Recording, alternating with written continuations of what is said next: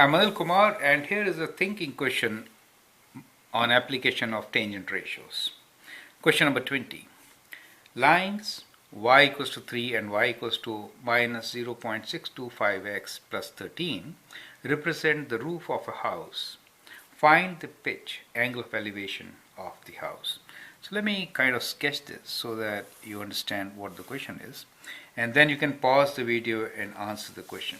So we have two lines here. One is y equals to 3. Let us say this is the line, that's a horizontal line. Let's call this line y equals to 3. The other line which we have here is y equals to minus something plus 13. So negative slope and 13. Okay, so let's just draw a line like this. I know this is not to the scale, but okay. But important thing here is what?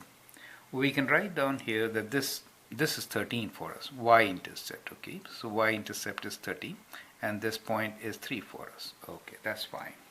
So that is how the situation is. So these are the two lines. So we have line y equals to 3, which is a horizontal line shown in red.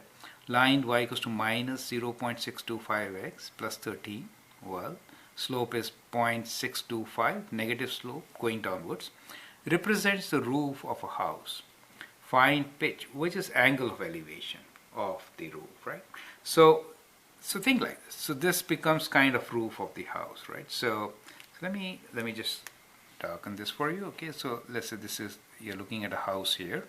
So that becomes the roof of the house, right? So what you need to find is the angle of elevation. That is the pitch, right? So we have to find this angle. This is the angle.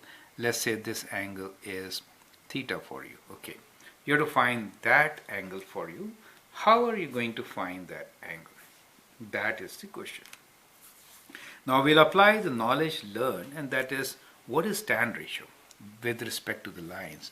So what we know is that the tan theta should be equal to slope of the line, right? Slope of line. That is what we know, right? So when we say that theta, actually what I should do here is tan theta, which I wrote here, should have been this angle. Whenever we write angle, it is principal angle, which is positive when you are measuring from the x-axis. Do you understand? So let me change this angle to P, for example. Okay, that's fine. So this angle is tan theta for us. Okay, so that's a very critical part to understand or answer it correctly. So tan theta is slope of the line, where theta is the principal angle which you measure from positive x-axis. This is positive x-axis, right? So which is same, right? This is same. These two lines are parallel, correct? So we have the same angle theta. So tan theta is slope of the line. In this case, slope of the line is minus 0.625. Since the equation of the line, as you can see here, is given to you as y, you can compare with y equals to mx plus b, right? Where m is the slope. So m is equals to minus 0.625. So that is the slope, right? So and that slope is equals to tan theta, rise over run, correct? Rise over run, correct? Perfect. So that is tan theta, which is minus 0.25, and the angle is a principal angle. Now what you can do is you can find the angle theta. So you can find the angle theta, right? So how do we find this angle theta? Now one way is you can use the calculator, but using calculator you're not sure which answer you get, since the concept here is like this.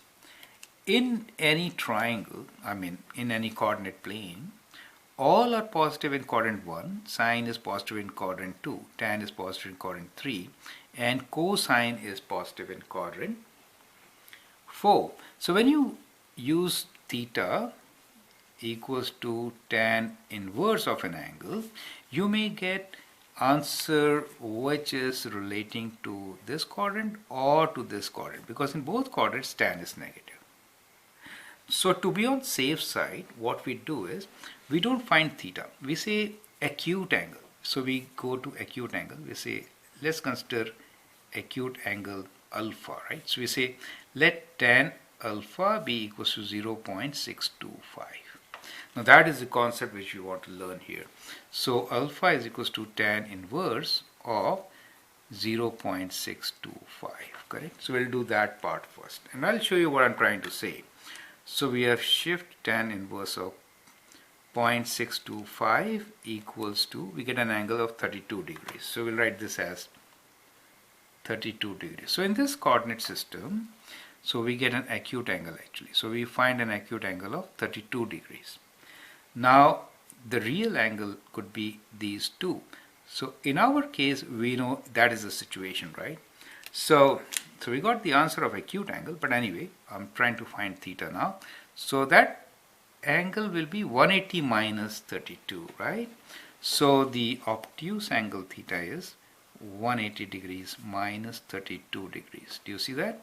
So take away 32 from 180. So we say 180 minus 32 equals to 148. So don't hesitate to use calculator, okay?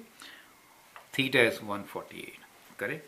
So we found that this theta is 148. Anyway, let's get back to the question. It says lines y equals to 3 and y equals to this represent the roof of the house. Find the pitch, angle of elevation. Now when we are talking about angle of elevation, what is that angle? Angle of elevation is the angle made with the horizontal, right? So that is the angle P, right? So we'll say angle of elevation is equals to the acute angle, right, which is 32 degrees for us. Okay, so angle of that is P, which is 180 minus 148, which is 180 minus 148, that is 32. I know we are going in circles, right? Kind of confusing. Anyway, but here's a very important thing. If I use tan theta as minus 0.625 and I do tan inverse of within brackets, if I do minus 0.625 bracket close equals to, I get minus 32 as my answer. Do you see that? Minus 32. Now to some that may not make sense, correct? So the answer which we got really was minus 32. That means clockwise that is minus 32 degrees. So this is what I wanted to share with you, that if you directly apply this formula and say tan inverse of minus 0.625, you get minus 32 degrees as your answer, right? That may confuse you at times. That's the whole idea, right?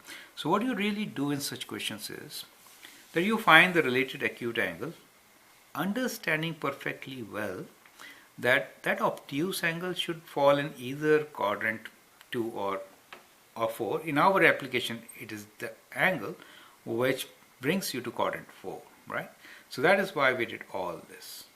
I hope you understand and appreciate it now, right?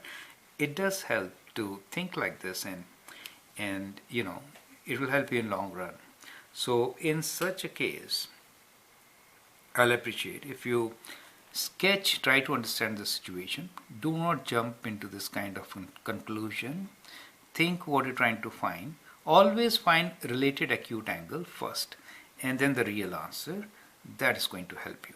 I hope that helps. Thank you and all the best.